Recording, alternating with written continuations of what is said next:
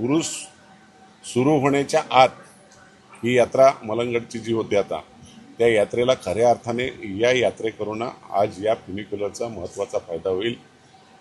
सुलभा गायकवाड यांच्या मतदारसंघामध्ये हा प्रकल्प हा खरं म्हणजे देशातला पहिला प्रकल्प घेतला होता, पण काही अडथळ्यामुळे तो पूर्ण होऊ शकला नाही।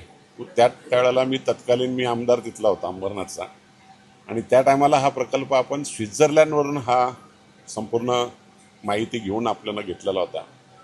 त्यावेळेचे तत्कालीन मुख्यमंत्री होते विलासराव देशमुख, यांनी खूप चांगल्या प्रकारचं मेहनत केली।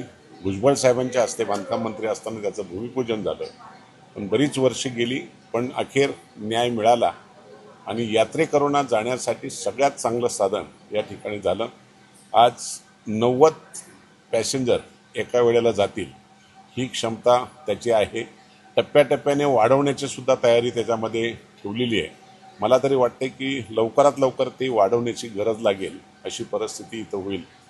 एका तासाला काहीतरी 1200च्या आसपास प्रवासी वर जातील येतील।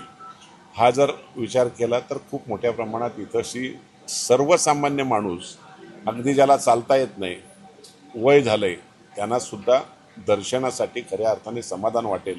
आणि म्हणून निश्चितपणे आज मलंगडचं स्वप्न साकार झालं, तोच आनंद तुम्हा आम्हाला आहे।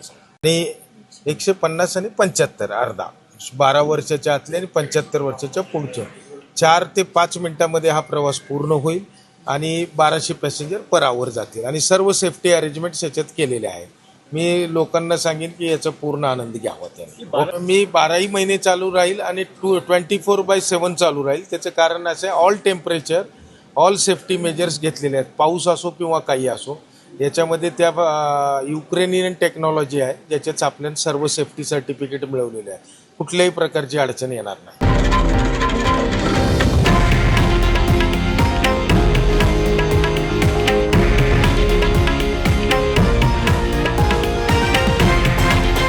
हे आहे देशातील नंबर 1 न्यूज नेटवर्क आणि आपण पाहत आहात TV9 मराठी, एकमेव।